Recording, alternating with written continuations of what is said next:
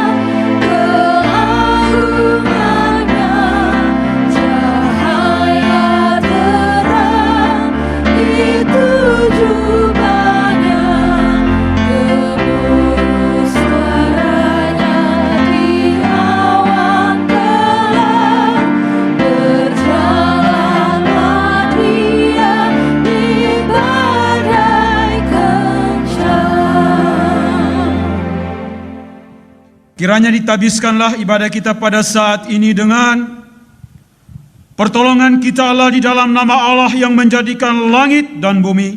Turunlah atas kita sekalian anugerah dan damai sejahtera dari Allah Bapa dan anaknya Yesus Kristus Tuhan kita dan dari pertolongan Roh Kudus. Amin.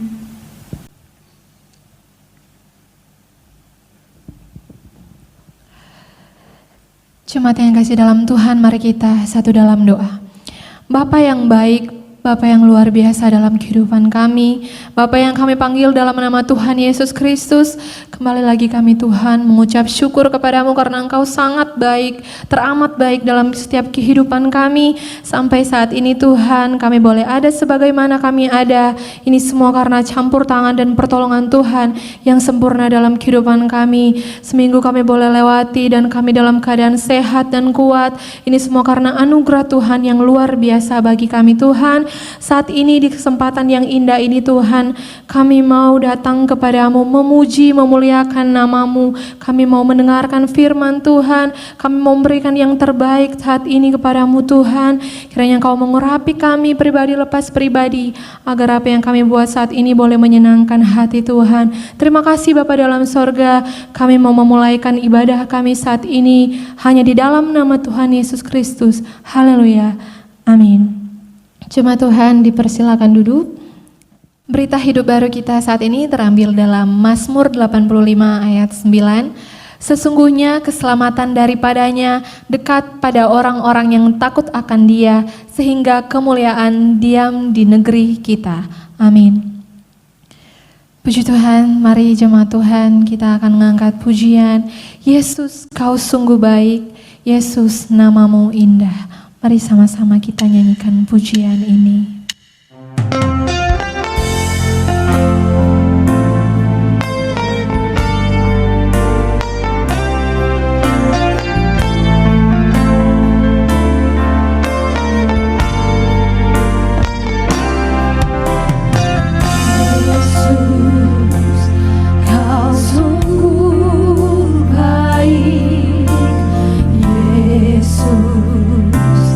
Namamu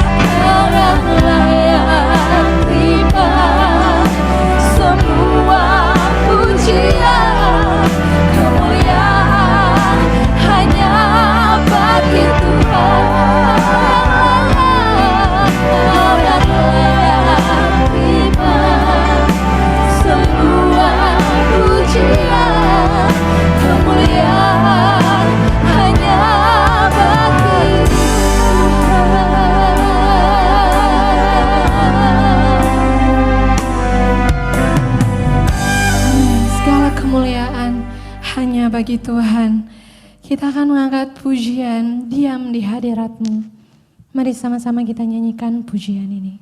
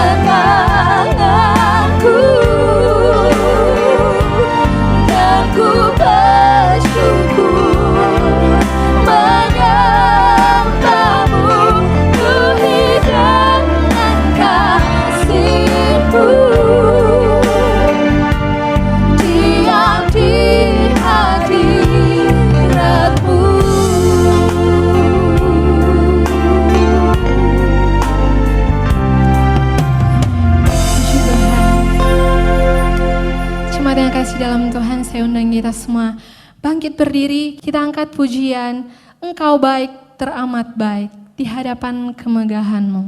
Mari sama-sama kita nyanyikan pujian ini.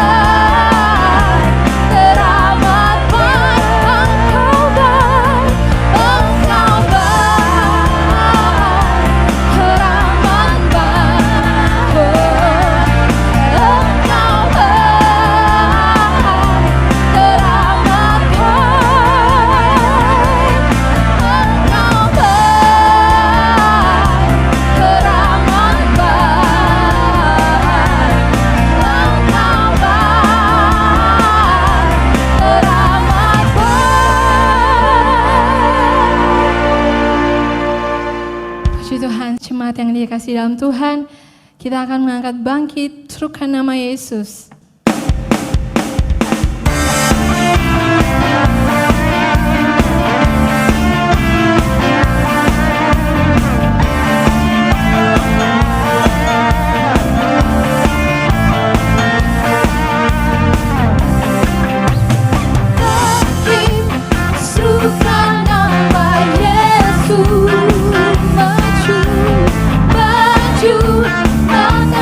Kuasa-Nya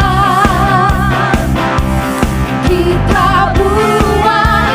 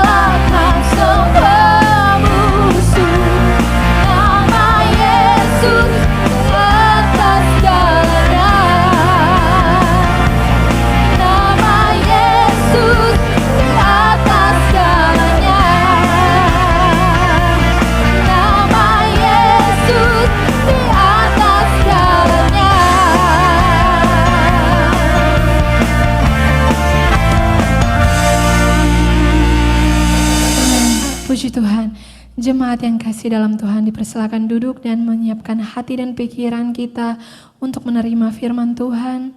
Kita angkat pujian, ya Tuhan tiap jam ku memerlukanmu.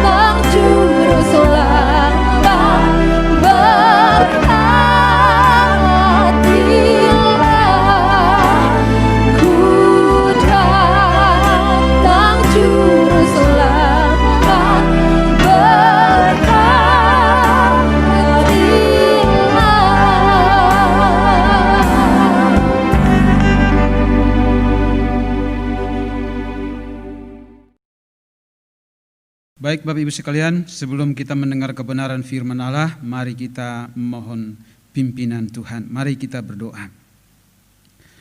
Bapa di surga, Bapa yang baik, Bapa yang telah memelihara kami, Bapa yang kami sapa dan kami kenal di dalam nama Tuhan kami, Yesus Kristus, Sang Juru Selamat yang hidup. Kami boleh bersyukur oleh karena Tuhan kembali mempertemukan kami untuk boleh sama-sama belajar kebenaran firman Allah.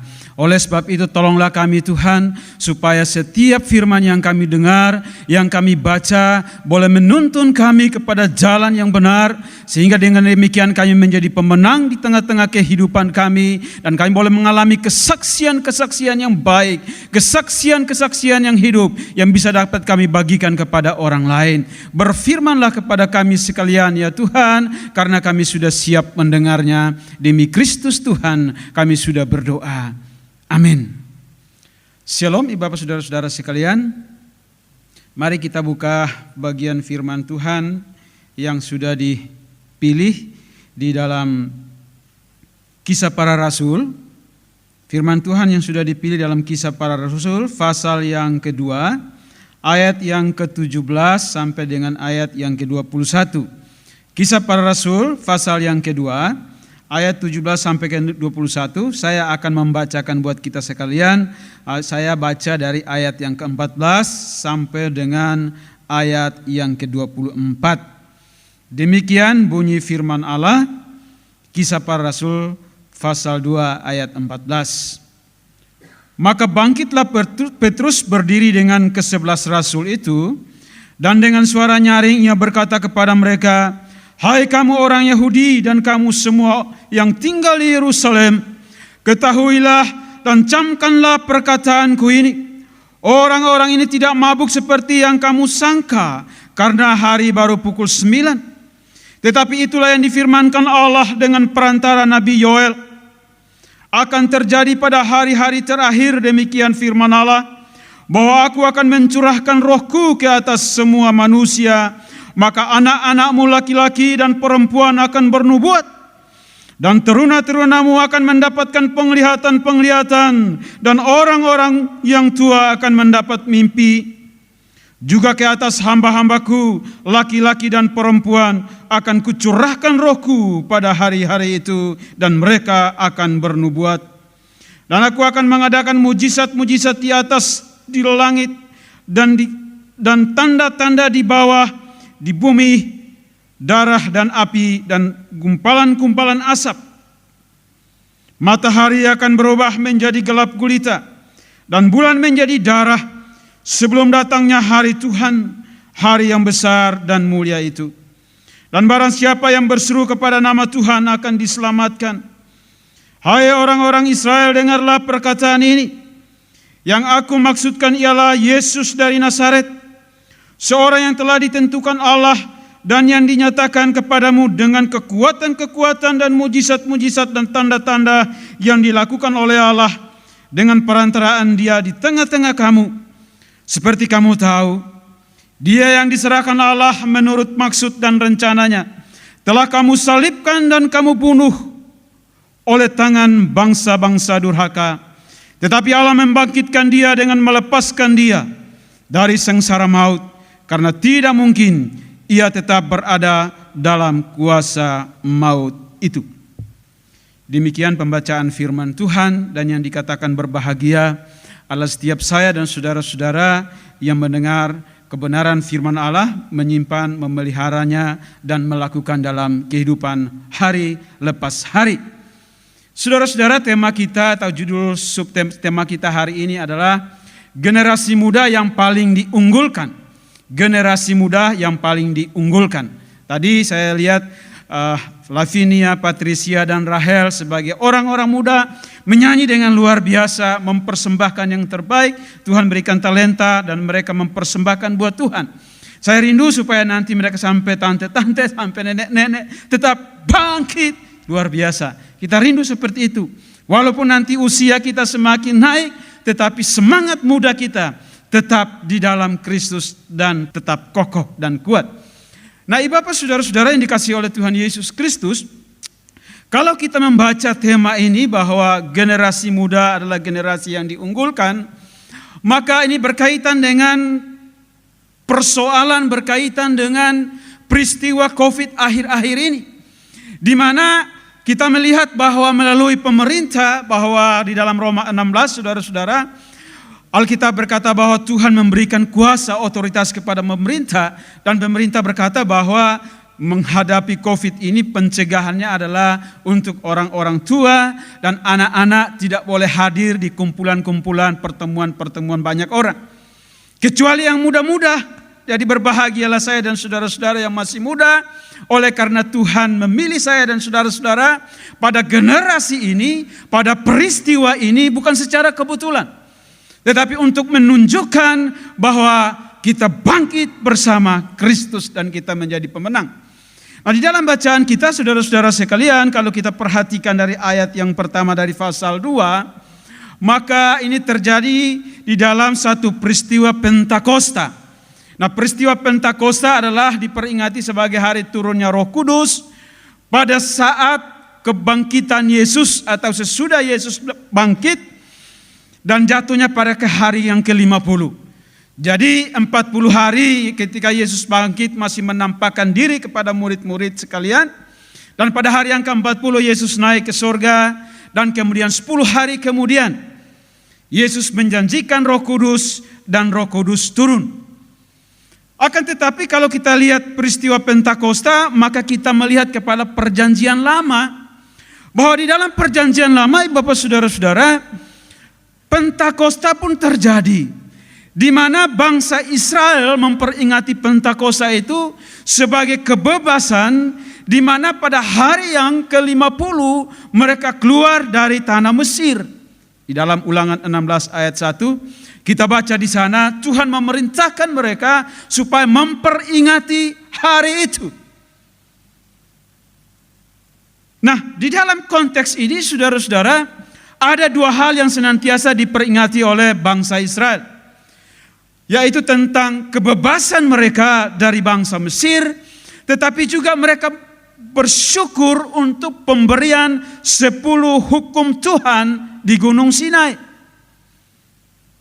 Dan Tuhan juga memberi peringatan terhadap mereka di dalam Ulangan 16 ayat 10 dan Keluaran 34 ayat 22, supaya setiap kali mereka memanen gandum, maka mereka mengadakan syukur, berkumpul dan tidak boleh bekerja. Mereka berkumpul dan bersyukur sebagai tanda bersyukur kepada Tuhan.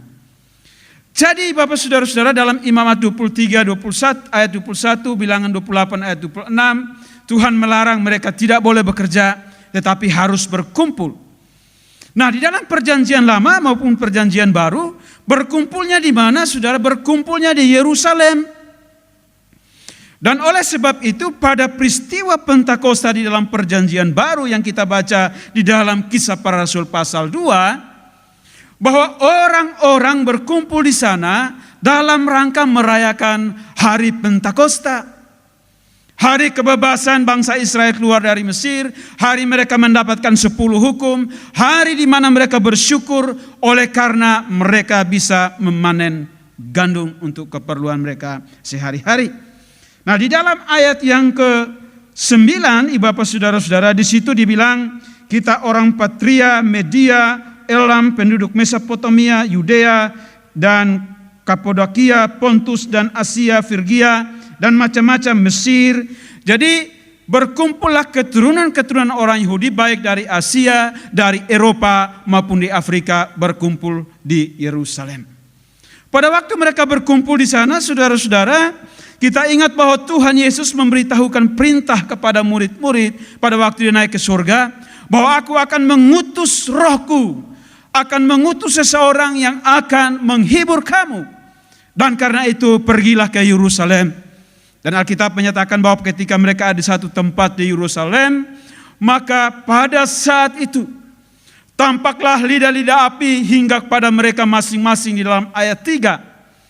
Nah, di sini saudara-saudara, Roh Kudus digambarkan sebagai lidah api. Nah, api di dalam Alkitab sering digambarkan kepada Roh Tuhan, Roh Kudus yang menguduskan umatnya, di mana umatnya harus bertobat dan berjalan terus ke arah yang positif untuk melayani Dia. Dan oleh karena itu pada kesempatan itu Roh Kudus turun dan memenuhi mereka semua di dalam ayat yang keempat.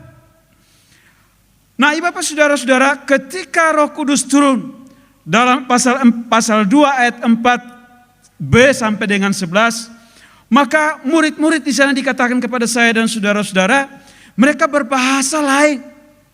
Di Alkitab digunakan glosalalia, bahasa lidah. Nah, bahasa yang tidak pernah mereka pelajari sebelumnya, bahasa yang mereka tidak tahu sebelumnya, tetapi pada waktu mereka menerima kuasa Roh Kudus ada pada diri mereka, maka mereka berkata-kata seperti itu. Dan ketika mereka berkata-kata seperti itu, maka orang-orang yang tadi saya sebutkan dalam ayat yang ke-9, mereka mengerti apa yang disampaikan oleh murid-murid dalam bahasa mereka. Lalu mereka kaget, loh kok bisa? Padahal mereka bukan orang dari suku kita. Kapan mereka kursus bahasanya? Tetapi kita mengerti mereka bicara dalam bahasa kita tentang perbuatan-perbuatan Allah yang hidup. Nah, Bapak Saudara-saudara, setiap kali saya dan saudara-saudara yang kemudian dipenuhi oleh Roh Kudus, tidak selalu atau tidak harus saya dan saudara-saudara kemudian dikaruniai oleh Roh Kudus untuk berbahasa roh atau berbahasa lidah. Tidak semua orang, karena itu adalah karunia. Dan karunia itu diberikan kepada mereka-mereka yang memang Tuhan mau berikan kepada mereka. Nah, peristiwa bahasa roh, Bapak Saudara-saudara, terjadi menceritakan keadaan pada saat itu, yang seringkali dimengerti sebagai deskriptif atau peristiwa yang terjadi pada saat itu. Dan oleh sebab itu tidak harus kemudian dalam zaman ini orang kemudian menerima Yesus sebagai Tuhan dan Juru Selamat, lalu kita berkata buktinya kalau dia tidak berbahasa roh maka dia tidak dipenuhi Roh Kudus. Tidak begitu. Oleh karena apa ini berbicara tentang peristiwa pada waktu itu. Mungkin ada orang yang seperti itu, tetapi tidak selalu dirumuskan atau dibuat matematika seperti itu. Misalnya contoh lain, Bapak saudara-saudara, pada waktu Yesus Kristus mau pelayanan, dia berpuasa dan berdoa 40 hari 40 malam. Lalu ada orang berkata, oh saya dipenuhi Roh Kudus, saya mau puasa 40 hari 40 malam, tidak makan dan tidak minum. Mati saudara, karena dia bukan Tuhan Yesus. Tidak bisa di copy paste. Lalu Yesus memiliki 12 murid. Lalu orang berkata, nah itu Yesus punya 12 murid saja. Jadi kalau saya jadi gembala, punya 12 jemaat cukup. Tidak harus seperti itu. Yesus berjalan di atas air, Petrus berjalan di atas air. Lalu kita copy paste, lalu kita bilang, saya mau berjalan di atas air. Di Afrika pernah ada seorang pendeta berkata kepada jemaatnya, di tengah-tengah sungai yang penuh buaya itu, dia bilang, saya akan menyeberang dan saya sebut dalam nama Tuhan Yesus, buaya-buaya itu tidak akan menyerang saya. Ketika dia menyerang, saudara-saudara, pendeta ini tidak muncul lagi karena ditelan, digigit oleh buaya-buaya. Jadi tidak selamanya di copy paste. Memang ada peristiwa-peristiwa yang bisa terjadi, tetapi tidak boleh dirumuskan bahwa ini harus terjadi. Lalu Yesus meredakan angin ribut, saudara. Sama peristiwanya. Tidak bisa kemudian kita kalkulasi menjadi rumus, menjadi hukum, bahwa itu yang dilakukan Yesus, maka saya pun demikian bisa. Ada konteks tertentu, peristiwa tertentu bisa, tetapi tidak semuanya yang harus dirumuskan demikian. Kalau Tuhan tidak berkenan atau tidak berkehendak demikian. Nah kemudian Bapak Ibu Saudara-saudara, ketika peristiwa itu terjadi, mereka mendengar perkataan-perkataan, perbuatan-perbuatan Allah dalam bahasa mereka, maka banyak orang kagum dan heran.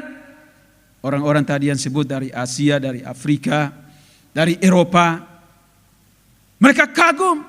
Lalu mereka bertanya kepada satu dengan yang lain, apa maksudnya itu?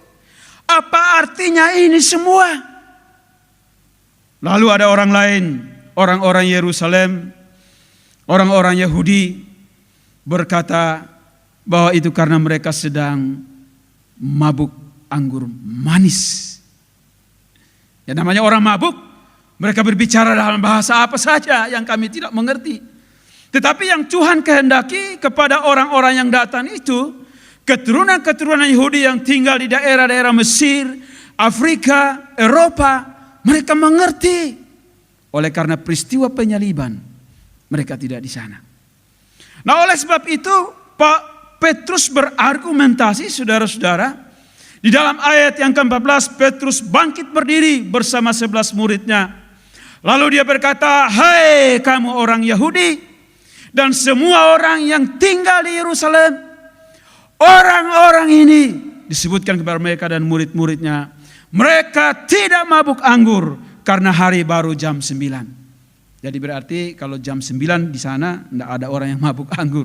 Nanti kalau sudah siang mungkin malam baru mabuk anggur. Minum anggur manis mabuk.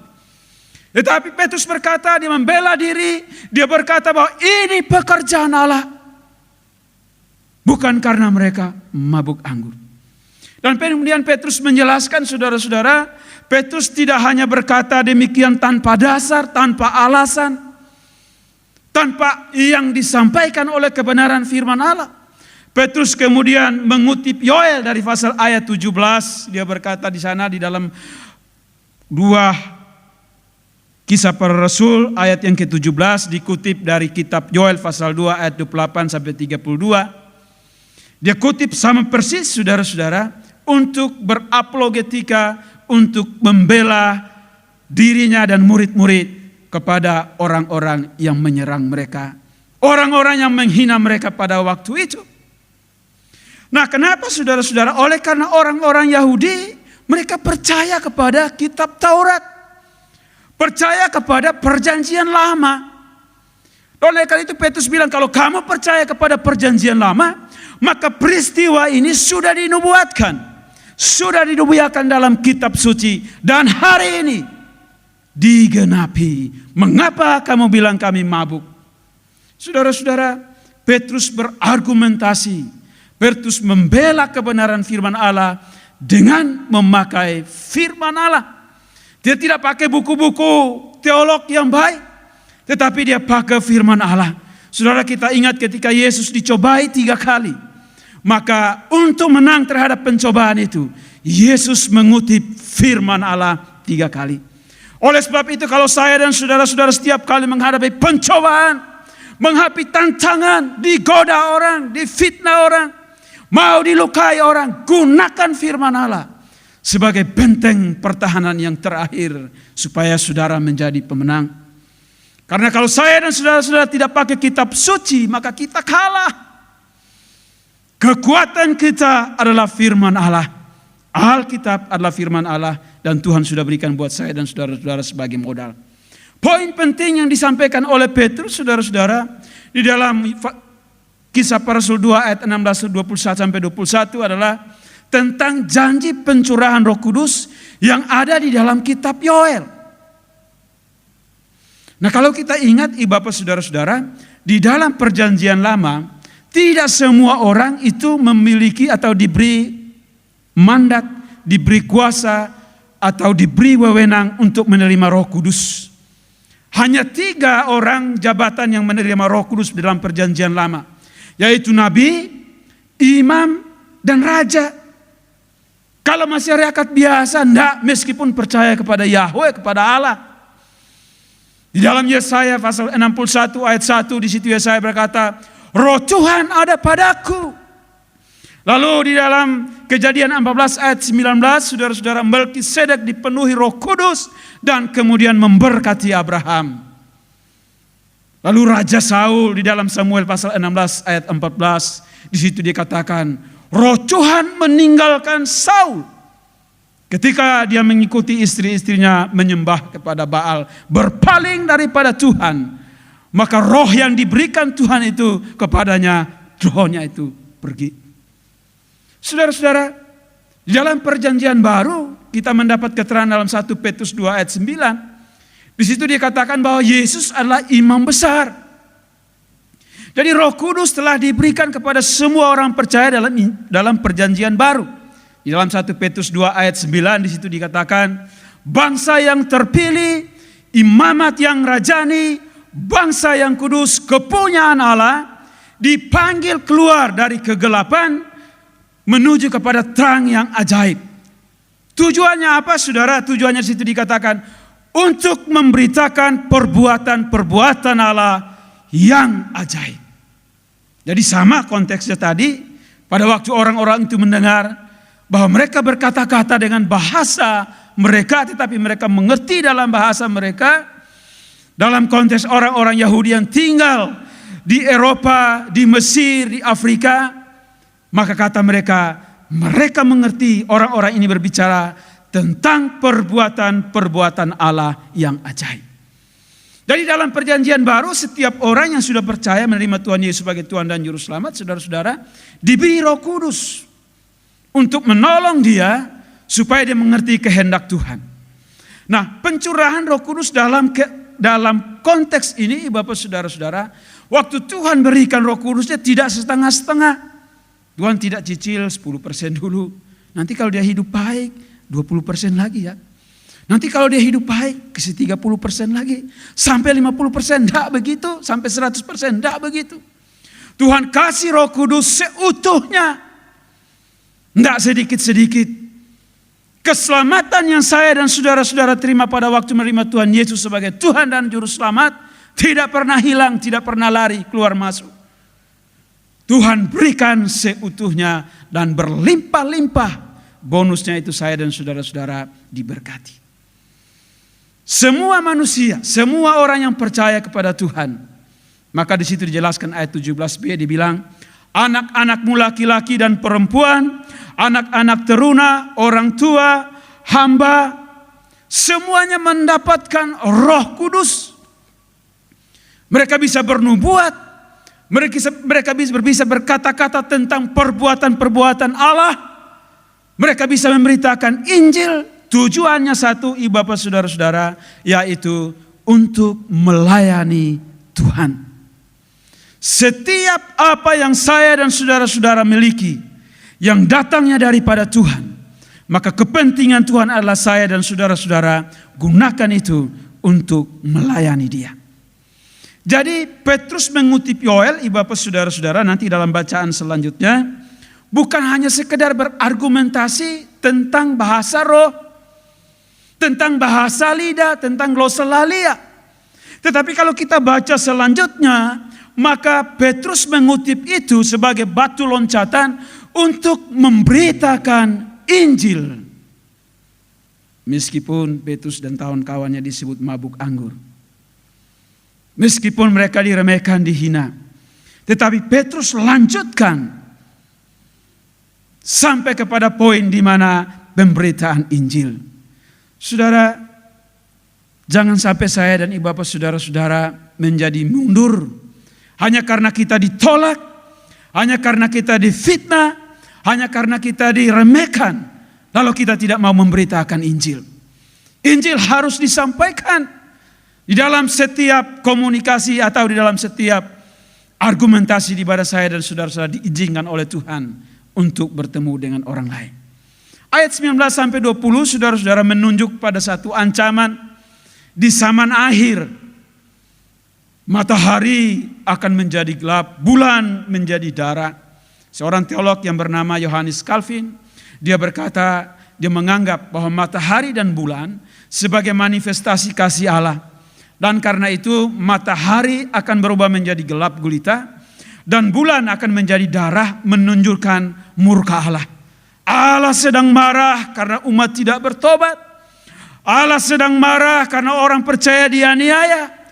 Allah sedang marah oleh karena orang-orang pilihannya yang harusnya beritakan Injil kemudian menjadi diam oleh karena keadaan. Tetapi penafsir lain berkata, semua ini bersifat hurufiah. Artinya akan terjadi. Kalau kita bandingkan dalam Wahyu pasal 6 ayat 12, maka itu jelas sekali. Alasannya adalah ayat 17 dan 18 yang berisikan janji pencurahan Roh Kudus yang dikutip Petrus dari kitab Yoel itu ternyata digenapi. Dan oleh sebab itu apa yang telah difirmankan di dalam kitab Wahyu maupun dalam bagian ini, nanti menurut penafsiran hurufiah ini akan terjadi. Oleh sebab itu di dalam ayat 19-20 yang mengancam atau yang berisikan tentang ancaman ini pasti akan terjadi menurut penafsiran ini. Siap atau tidak siap, umat mau berseru kepada Allah atau tidak, pasti akan terjadi. Tetapi tidak sampai di situ saudara. Petrus memberikan jalan keluar pada ayat 21. Yaitu barang siapa berseru kepada nama Tuhan akan diselamatkan. Siapa yang berseru kepada nama Yesus Kristus akan diselamatkan. Siapa yang dimaksud oleh Petrus? Yaitu yang dimaksud oleh Petrus bahwa Tuhan akan selamatkan. Kamu berseru kepada Tuhan, Tuhan akan selamatkan. Tuhan yang mana? Nah kita baca selanjutnya di dalam ayat 22-36. Saudara-saudara, maka Petrus mulai memberitakan Injil. Petrus membahas tentang dosa mereka. Ayat 22-23 Petrus berkata kepada mereka, kamu yang menyalibkan dan membunuh Yesus Kristus. Di ayat 23. Saudara, meskipun Petrus berkata kematian Yesus Kristus sudah direncanakan oleh Allah. Dalam ayat yang kita baca di situ dikatakan bahwa sudah direncanakan oleh Allah bahwa Kristus akan mati. Akan tetapi Petrus berkata, kamu yang menyalibkan, kamu yang membunuh. Saudara-saudara, menjadi pertanyaan. Karena yang membunuh, yang menyalibkan Yesus Kristus pada waktu itu adalah tentara-tentara Romawi. Lalu kenapa Petrus berkata, kamu yang membunuh, kamu yang menyalibkan?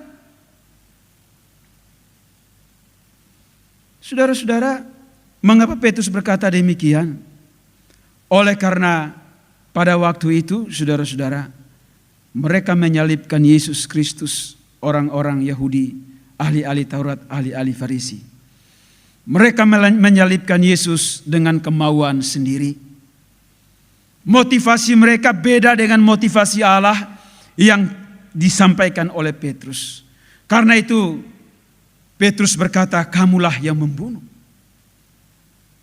Kamulah yang menyalibkan. Dan kita ingat doa Yesus Kristus. Yesus berkata di atas kayu salib, ya Bapa, ampunilah mereka karena mereka tidak tahu apa yang mereka buat. Di dalam ayat 23b, saudara-saudara, di situ Paulus berkata begini, oleh tangan bangsa durhaka, dalam bahasa Inggris dipakai lawless. Oleh tangan bangsa durhaka, lawless artinya orang yang tidak mengenal hukum. Ini ditujukan kepada bangsa Romawi, tentara-tentara Romawi yang menyalibkan Tuhan Yesus Kristus. Lalu saya balik lagi tadi, pertanyaannya di mana keterlibatan orang-orang Yahudi? Selain tadi bahwa mereka menyalibkan bukan karena dasar kehendak Tuhan, bukan karena dasar motivasi sama dengan kehendak Tuhan. Oleh karena pada waktu itu diberikan kesempatan, diberikan pilihan. Pilih mana? Pilih Yesus atau Barabas.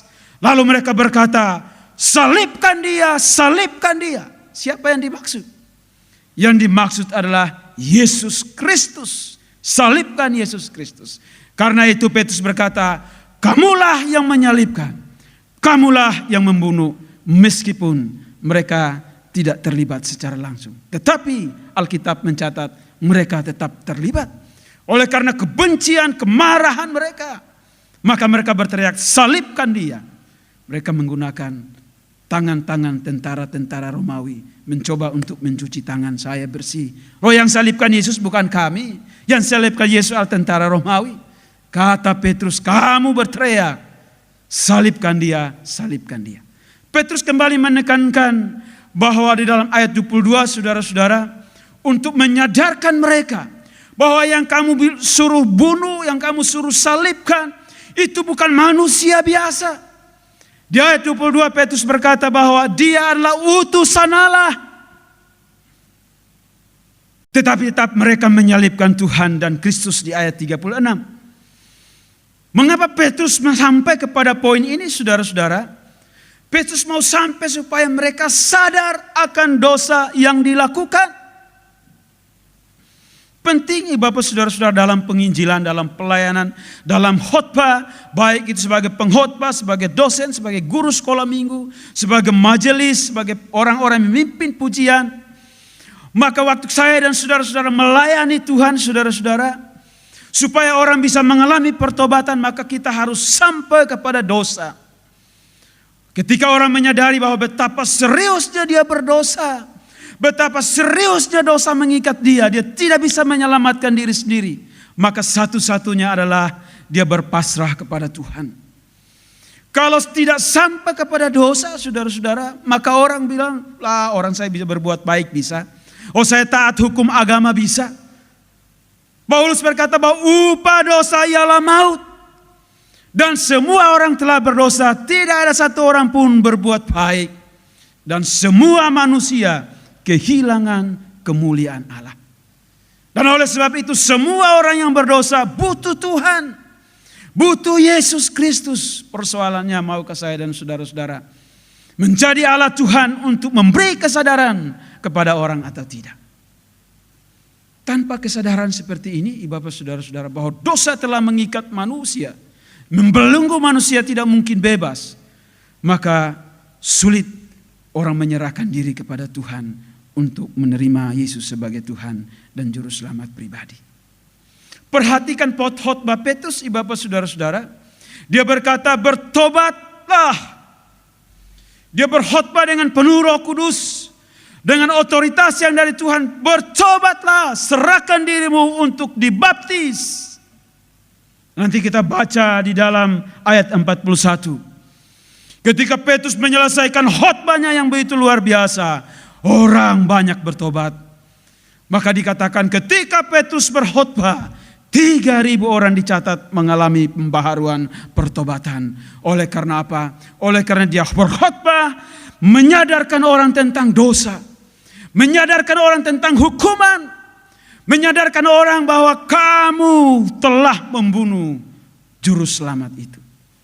Jadi Petrus menggunakan kesempatan itu sebagai batu loncatan. Selain membela diri bahwa kami tidak mabuk, tetapi Petrus sampai kepada inti yang Tuhan mau, yaitu pemberitaan Injil. Dan Petrus menyampaikan, kalau kamu mau supaya selamat, serahkan diri, bertobat, dan dibaptis. Bapak, saudara-saudara, bagaimana dengan saya dan saudara-saudara sekalian? Apakah kita mau mengambil bagian di dalam persoalan ini, di dalam bagian ini, di mana saya dan saudara-saudara dipenuhi oleh Roh Kudus? Setiap orang yang menerima Tuhan Yesus sebagai Tuhan dan Juru Selamat pribadi, dia dipimpin, dipenuhi Roh Kudus. Karena itu tidak ada alasan untuk takut untuk memberitakan Yesus Kristus sebagai Tuhan dan Juru Selamat pribadi. Catatan penting, saudara-saudara, ketika Petrus berkhotbah, dia tidak menggunakan seperti saya bilang tadi buku-buku yang bagus yang mereka tahu, tetapi dia menggunakan kitab suci. Dia mengutip daripada kitab Yoel. Dan kemudian di dalam khotbah itu, saudara-saudara, Petrus tidak sekedar berkhotbah, tetapi dia juga menyampaikan kesaksian. Dia berkata bahwa Yesus bangkit, Yesus naik ke surga, dan kami adalah saksinya. Luar biasa, saudara. Kami menyaksikan kebangkitannya dan kami menyaksikan kenaikannya. Dia berkhotbah dengan penuh Roh Kudus, dia berkhotbah dari kitab suci, dari Alkitab yang adalah firman Allah, tetapi dia bersaksi juga apa yang dikatakan oleh Alkitab, yaitu firman Allah. Dan oleh sebab itu, saudara-saudara, khotbah yang berkuasa, kesaksian yang berkuasa apabila didasarkan di dalam kitab suci. Petrus khotbah dulu di ayat 25 sampai 28, baru kemudian dia memberikan kesaksian sebagai peneguhan. Ini buktinya. Dia berkhotbah panjang lebar, tetapi sedikit kesaksian. Banyak pengkhotbah akhir-akhir ini banyak kesaksiannya dibanding isi khotbahnya. Amin. Satu kali saya, istri dan anak, ketika kami berlibur di satu kota pas hari Minggu, kemudian kami datang di satu kebaktian, satu gereja yang besar.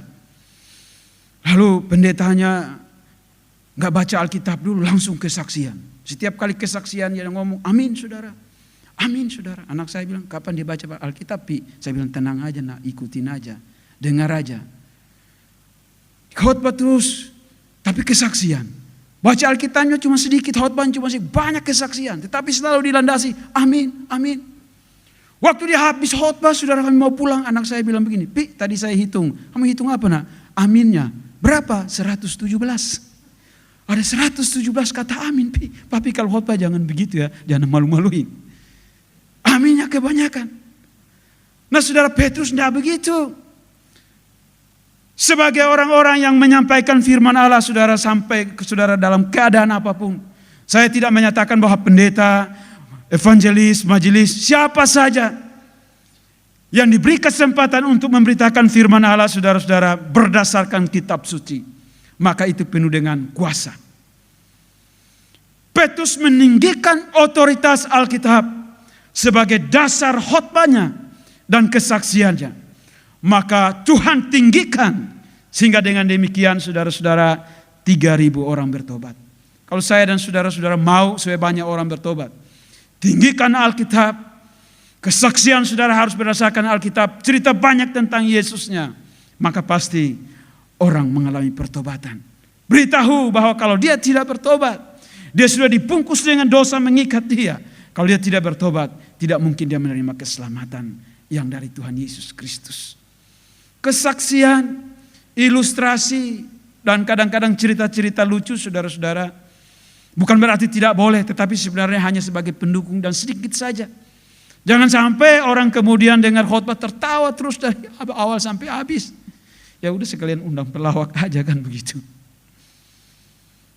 Alkitab selalu memberi pesan kalau nama Tuhan ditinggikan, maka apa yang saya dan saudara-saudara sampaikan tidak akan sia-sia. Nah, persoalan sekarang Bapak saudara-saudara tantangan bagi kaum muda. Generasi muda pada kesempatan ini yang saya bilang tadi, bahwa saya dan saudara-saudara yang dalam usia muda bukan kebetulan ada pada saat ini di mana pemerintah, Tuhan memberi kuasa otoritas kepada pemerintah supaya melarang orang-orang tua, anak-anak muda ada di kerumunan, orang-orang tua, anak-anak kecil ada kerumunan, kecuali saya dan saudara-saudara sebagai orang-orang muda. Kita memiliki kesempatan, saudara. Akan tetapi menurut satu survei ini menyatakan bahwa generasi muda akhir-akhir ini merasa terasing. Mereka lebih sibuk dengan media sosial, televisi, handphone, apalagi berkaitan dengan COVID. Ya sudah, komunitas mereka menjadi hilang. Kecuali mereka berkomunikasi dengan benda-benda mati. Ditambah dengan kalau keluarga mengalami keluarga yang tidak harmonis, kurang harmonis, itu menambah beban buat kaum muda. Lalu dalam bagian yang lain bahwa kaum muda bermasalah dengan otoritas. Kaum muda ingin bebas, tidak ingin dihalangi, tidak ingin dibatasi, mereka ingin kebebasan. Tetapi dalam Pengkhotbah 12 ayat 1 di situ dikatakan, hai ingatlah pemuda akan penciptamu di waktu masa mudamu, karena nanti Tuhan akan berperkara dengan engkau. Lalu pemuda juga bertantangan atau bermasalah di dalam masalah tanggung jawab. Kadang-kadang pemuda merasa, bapak mama saya kan masih kuat, mereka masih banyak duitnya, masih kaya, ngapain saya harus serius. Padahal mereka memiliki tanggung jawab. Di dalam Pengkhotbah 9 ayat 10 di situ dikatakan, segala sesuatu yang engkau temukan, engkau berjumpa, yang bisa kamu kerjakan dengan tanganmu, maka kerjakan itu dengan sekuat tenaga, karena akan ada hasilnya. Inti buat kaum muda. Pada waktu saya dan saudara-saudara muda jangan sampai mengabaikan tanggung jawab, karena merasa itu tanggung jawab papa mama, itu tanggung jawab orang-orang tua, saya belum saatnya. Dan di dalam Esra pasal 7 ayat 10 saudara-saudara, di situ Esra berkata waktu dia membantu Nehemia membangun tembok. Dia berteriak kepada kaum muda, hai belajarlah, bacalah kitab Taurat, bacalah kitab suci kalau kamu memiliki pengetahuan dan kesuksesan. Karena disitulah sumbernya yang Tuhan janjikan. Pemuda harus berani menolak tawaran keinginan duniawi. Karena sudah diingatkan oleh Pengkhotbah 11 ayat 9. Bersukarialah dalam masa mudamu, tetapi ingatlah akan Tuhan Allah yang akan membawa kamu ke dalam pengadilan. Lalu di dalam Kejadian pasal 4 ayat 7. Ketika Tuhan memperingati akan Kain, dia berkata, kuasailah dosa itu, kuasailah pencobaan itu, supaya kamu tidak jatuh di dalam dosa. Tetapi Kain menyerahkan diri di dalam kuasa dosa, dan pada akhirnya dia membunuh Habel. Dalam bagian yang lain saudara-saudara, bahwa pemuda-pemudi harus bertumbuh di dalam hal-hal rohani. Efesus 4 ayat 14 sampai 16. Harus bertumbuh. Kalau saya dan saudara-saudara mau berhasil, kalau saya dan saudara-saudara mau mendapatkan apa yang Tuhan kehendaki dalam kehidupan saya dan saudara sebagai orang percaya dalam masa mudamu sampai kepada masa tuamu. Seperti kata kitab Mazmur Raja Daud, aku tidak pernah melihat orang benar meminta-minta dari waktu aku muda. Saudara-saudara, ada satu lagu yang suka menarik yang senantiasa dinyanyikan oleh anak-anak sekolah minggu. Baca kitab suci, doa tiap hari kalau mau tumbuh. Kalau mau tumbuh baca kitab suci dan doa tiap hari. Satu kali dalam satu kelas sekolah minggu, dulu saya pernah tanya kepada seorang anak, hari Senin kamu baca apa dek? Maksudnya om, kak, kamu baca Alkitab apa? Enggak baca. Hari Selasa kamu baca apa? Enggak baca. Hari Rabu kamu baca apa? Enggak baca. Terus kamu bacanya apa? Bacanya hari Minggu. Loh, Alkitab bilang kalau kamu mau tumbuh baca kitab suci. Lalu dia bilang, tapi kan enggak dikasih tahu tiap hari Senin, Selasa, Rabu, Kamis. Jadi tiap hari Minggu kan boleh. Jadi boleh dong om baca kitab sucinya hanya hari Minggu. Sebenarnya itu salah deh. Yang dimaksud Tuhan adalah, yang dari pujian itu adalah baca kitab suci, doa tiap hari itu adalah setiap hari. Karena ada lagu juga bilang setiap hari Senin, hari Selasa, hari Rabu adalah harinya Tuhan. Ibu bapak saudara-saudara, kalau mau bertumbuh di dalam Tuhan, baca Alkitab firman Allah. Saudara tidak cukup hanya mendengar khotbah, tidak cukup hanya mendengar seminar, tidak cukup hanya membaca artikel, buku-buku rohani. Itu hanya menyuburkan saudara. Tetapi yang membuat saudara bertumbuh adalah kalau saudara baca Alkitab. Saudara lihat tanaman. Kalau sebuah tanaman yang ditanam di satu tanah, Alkitab Yesus berkata, Yesus pernah menyatakan bahwa benih yang jatuh di tanah yang subur, dia akan bertumbuh dan bertumbuh lebat, bukan? Nah, kalau saudara punya tanah lalu saudara tanam tanaman, dia akan bertumbuh kalau tanah itu baik. Tetapi kalau saudara mau supaya dia tumbuhnya maksimal, menghasilkan hasil yang baik, maka saudara harus kasih pupuk. Saudara, pupuk adalah khotbah, pupuk adalah dengar seminar, pupuk adalah saudara dengar baca artikel, buku-buku rohani. Tetapi yang membuat saudara bertumbuh adalah baca Alkitab setiap hari. Maka saudara bisa bertumbuh dan saudara mengalahkan maut, mengalahkan segala serangan kuasa daripada roh jahat. Dan saudara bisa berargumentasi dengan siapapun tentang Yesus Kristus sebagai Tuhan. Dan saudara dijamin pemenang. Pesannya buat saya dan saudara-saudara sekalian pada hari ini dalam bacaan kita adalah Pentakosta.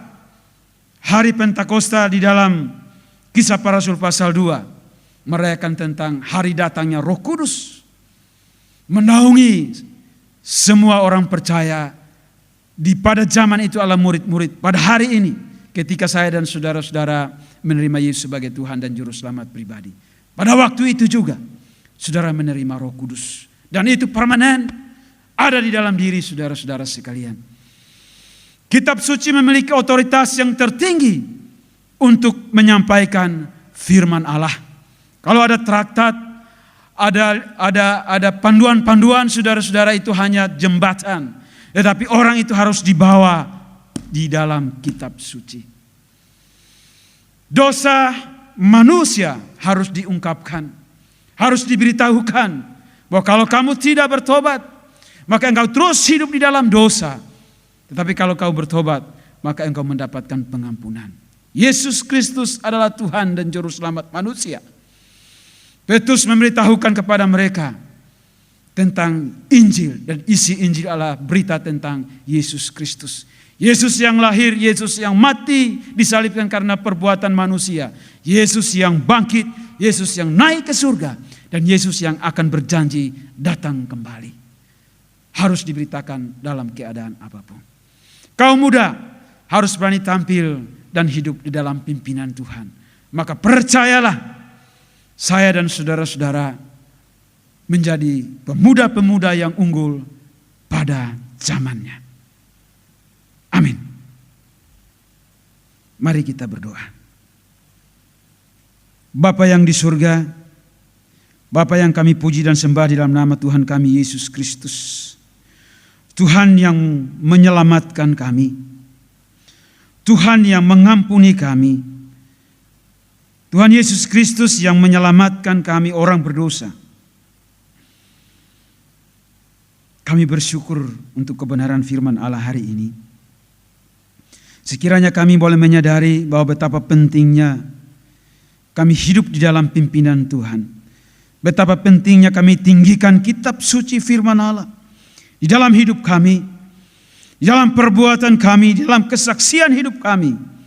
Maka kami percaya Tuhan akan mendatangkan jiwa-jiwa manusia-manusia yang berdosa untuk dipertobatkan. Sama seperti Petrus ketika dia berkhotbah penuh dengan Roh Kudus, meninggikan Alkitab, kitab suci, memberitakan Injil, memberitakan tentang kematian Yesus Kristus yang disalibkan untuk orang-orang berdosa. Maka 3.000 orang menyerahkan diri untuk dibaptis dan diselamatkan. Tolong kami ya Tuhan, supaya kami generasi muda yang merupakan generasi unggulan yang telah dinubuatkan oleh kitab suci, kami memahaminya dan melakukannya dalam kehidupan kami hari lepas hari. Karena kami percaya kami ada hari ini bukan karena kebetulan. Kami ada hari ini oleh karena rencana Tuhan. Dan rencana Tuhan tidak bisa digagalkan oleh siapapun. Berkati gerejamu, GKRI Karmel dari Gembala Sidang. Tuhan memberkati hambamu di dalam memimpin, mengembalakan umatmu. Sehingga kami jemaat Tuhan yang berada di naungan GKRI Karmel terus dibawa kepada rumput yang hijau dan air yang tenang untuk menikmati firman Allah dan berkat-berkat-Nya. Berkati keluarga hambamu, Ibu Pendeta DC dan anak-anak, apapun yang mereka kerjakan, dilakukan, Tuhan memberkati, menyertai. Berkati kami hamba-hamba Tuhan yang ada di GKRI Karmel, pendeta, evangelis, majelis, komisi, penyanyi altar, pemain musik, siapapun kami yang terlibat di dalam pelayanan media hari ini, Tuhan memberkati, Tuhan menyertai. Dan setiap jalan-jalan yang kami jalani, setiap kehidupan yang kami jalankan, kami percaya bersama dengan Tuhan kami menjadi pemenang. Terima kasih Bapak, kami berdoa juga untuk bangsa dan negara kami, dari Presiden dan setiap orang yang dipercayakan untuk menangani COVID-19. Tuhan tolong para dokter, Tuhan tolong hikmat dari sorgawi boleh turun atas dalam kehidupan mereka, sehingga boleh mengatasi COVID di bangsa kami, bahkan di dunia ini, sehingga nama Tuhan boleh dipuji dan dipermuliakan sesuai kehendak-Mu. Terima kasih Bapa. Inilah doa dan ucapan syukur kami Tuhan, yang kami alaskan dan kami berdoa senantiasa sesuai dengan apa yang Tuhan ajarkan kepada kami. Bapa kami yang di surga, dikuduskanlah nama-Mu, datanglah kerajaan-Mu, jadilah kehendak-Mu di bumi seperti di surga. Berikanlah kami hari ini makanan kami yang secukupnya, dan ampunilah kami akan kesalahan kami, seperti kami juga mengampuni orang yang bersalah kepada kami. Dan janganlah membawa kami ke dalam pencobaan, tetapi lepaskanlah kami daripada yang jahat. Karena Engkaulah yang punya kerajaan dan kuasa dan kemuliaan sampai selama-lamanya. Amin. Ibu Bapak sekalian, mari kita bangkit berdiri dan kita menyanyikan pujian Janji yang Manis sebagai lagu pengutusan.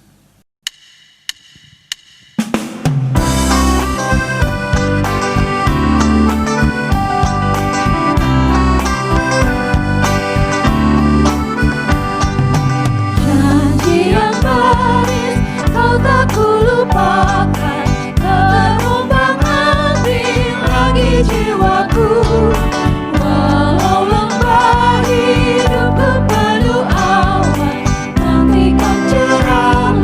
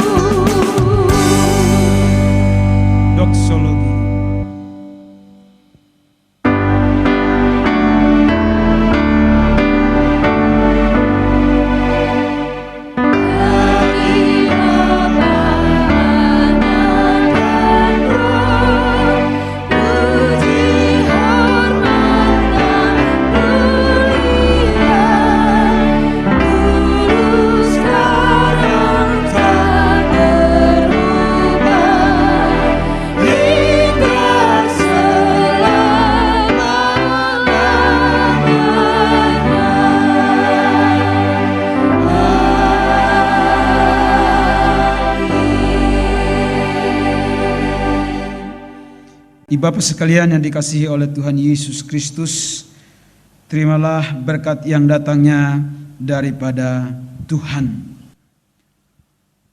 Adapun anugerah dari Allah Bapa dan kasih dari Tuhan Yesus Kristus, serta persekutuan dari Roh Kudus menyertai saudara-saudara sekalian, mulai dari saat ini sampai Yesus Kristus datang kembali dan sampai selama-lamanya.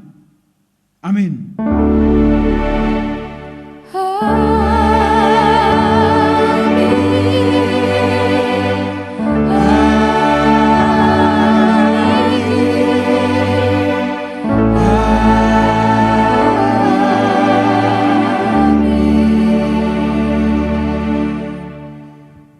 Ibadah kita sudah selesai, silakan duduk dan bersaat teduh sejenak. Tuhan Yesus memberkati kita sekalian.